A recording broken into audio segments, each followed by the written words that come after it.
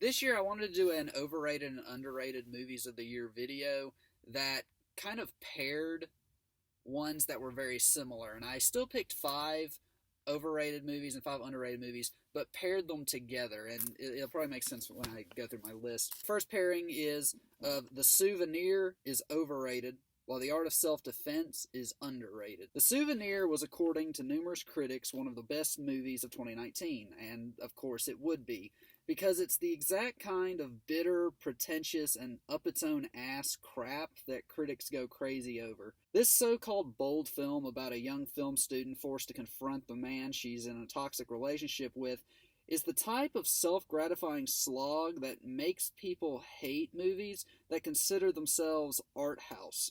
There's no style or energy in the direction, the script is a bore, and the two leads have absolutely no chemistry whatsoever. Watching Honor Swinton Byrne and Tom Burke together is like watching Kristen Stewart act with Ricky Gervais if he had a brain tumor. Rotten Tomatoes once again proves itself as a completely untrustworthy tool in scoping out a great film. Meanwhile, RogerEbert.com lauded it as one of the top 10 best movies of the year, which goes to show what a sad state that website has ended up in since Ebert's death in 2013. The Art of Self-Defense was a much more effective movie that pretty much says the exact same thing as The Souvenir. Much like Joker, The Art of Self-Defense is an indictment on those who dominate and control society by taking advantage of its weaker members, and what can happen when those marginalized individuals have the means to fight back.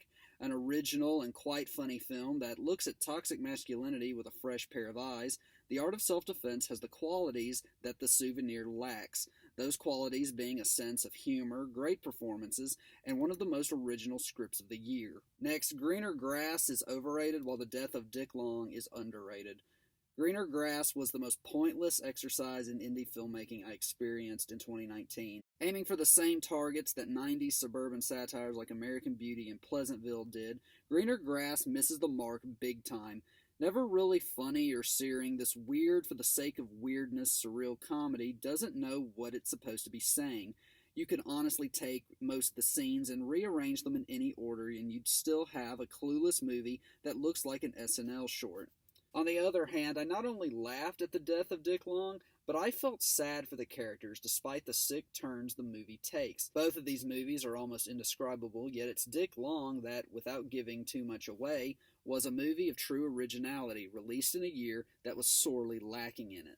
Next up, Rocket Man is overrated, while Wild Rose is underrated. The Elton John biopic Rocket Man is like a dream, and by that I mean that's how quickly it dissipates from memory. The Hollywood musical numbers are a nice touch, but they don't mask how shallow and uninteresting the movie really is. Rocket Man gives us no real insight into who Sir Elton is as a human being, beside the fact that he was a troubled artist with a drug addiction and a sexuality that didn't fit well with society at the time. Kind of like another dry and mostly unremarkable film back from 2018. Rocket Man isn't the dud Bohemian Rhapsody was, and definitely serves as a vastly superior option to most musical biopics of the last several years, but it's just okay. When I saw Wild Rose this past year, I not only was treated to great songs and acting, but a genuine and realistic portrait of dream chasing.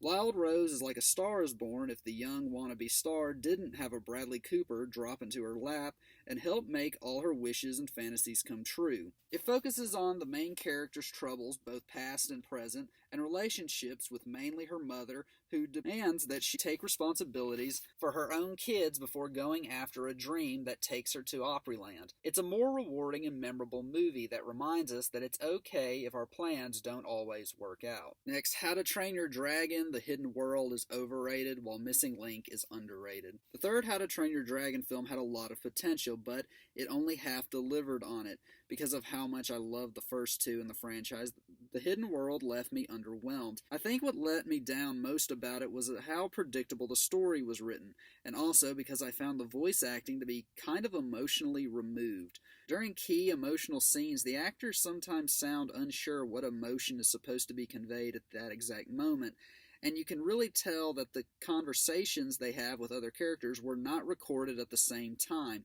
F. Murray Abraham's role as the villain is the only really memorable characteristic the film has, aside from the ones that annoy me, that being one of the obnoxious twin characters fucking everything up for the sake of the plot.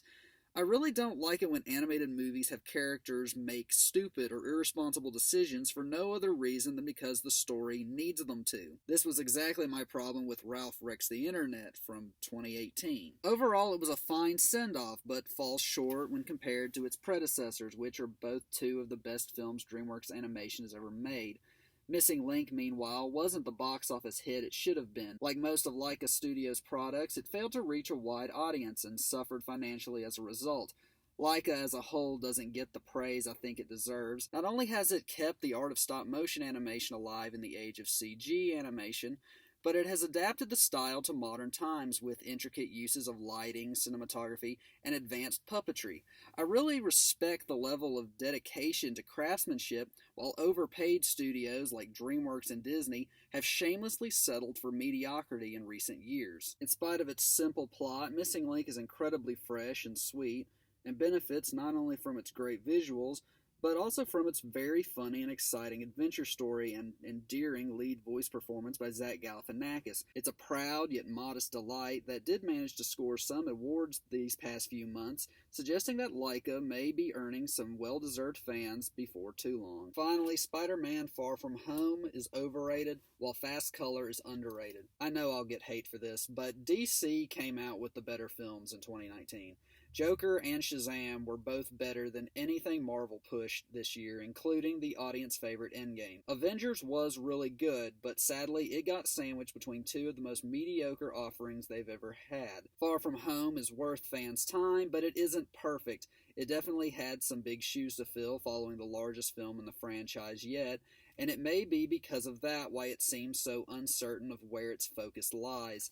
Aspiring to develop Peter Parker in ways other than just struggling with his hero identity, while also living in the aftermath of Tony Stark's death, Far From Home has multiple thematic balls in play, but never fully realizes any of them.